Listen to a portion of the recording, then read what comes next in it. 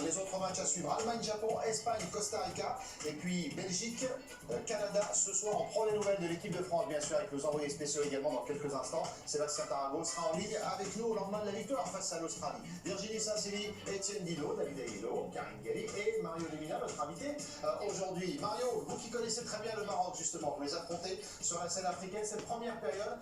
Vous n'êtes pas surpris par ce qu'a réussi le Maroc. C'était une belle première période. Ils ont tenu tête aux vice-champions du monde. Bien sûr, ils ont montré qu'ils allaient être là dans cette compétition et on a pu voir qu'ils se sont beaucoup battus parce que je pense qu'il y a une très grosse bataille au milieu de terrain.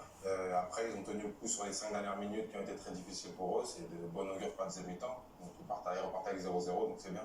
L'arrêt énorme du gardien Yacine Bounou en toute fin de première période, Karim. Ouais, face à Vlasic, effectivement, les deux équipes ont eu des temps forts parce qu'on a vu les Marocains qui étaient bien peu avant la demi-heure. C'est vrai qu'ils ont eu du mal à terminer. Je suis un petit peu déçu devant, par exemple Ziyech, je trouve qu'on ne le voit pas beaucoup alors que ça doit être évidemment le monsieur plus dans le secteur offensif. Mais voilà, ça a mis du temps à démarrer en mode diesel ce match et puis c'est monté en puissance.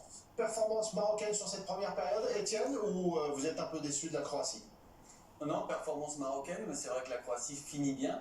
Mais dans les temps forts marocains, il y a eu pas mal de coups de pied arrêtés qui auraient pu être un petit peu plus dangereux, qui ont été mal négociés, mal frappés.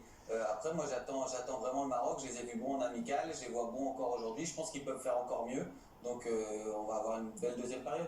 C'est la 6e participation du Maroc à une Coupe du Monde avec une actualité qui a été chamboulée. Regragui, le sélectionneur, ancien joueur d'Ajaccio, notamment en France, après la sélection au mois d'août seulement.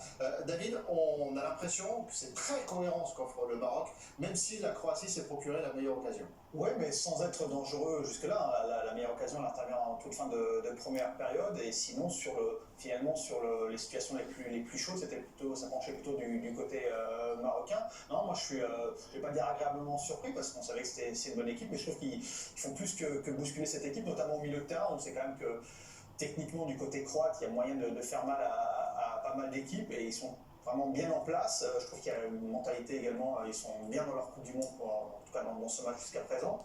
Donc je pense même qu'il va falloir, comme le disait Karim, peut-être qu'on voit un petit peu plus un Ziyech ou d'autres joueurs devant pour aller chercher ce qui pourrait être une victoire qui leur tend les bras. Hein. Ça peut être un énorme coup, vous y croyez, Karine. Avant le match, vous disiez que vous croyez en cette équipe du Maroc. Là, sur cette première période, ils peuvent faire un coup énorme. Si vous regardez l'équipe, sur toutes les lignes, il y a des très bons joueurs. Ils ont un bon gardien, ils ont une défense. Saïs, Aguerre dans l'axe, ils ont un bon milieu de terrain, ils ont des offensifs qui sont... En fait, c'est une équipe qui est complète, c'est un bon collectif. Donc j'ai envie en fait que les opportunités offensives soient jouées vraiment à fond. Et puis les Croates, voilà, ils ont été aussi bougés.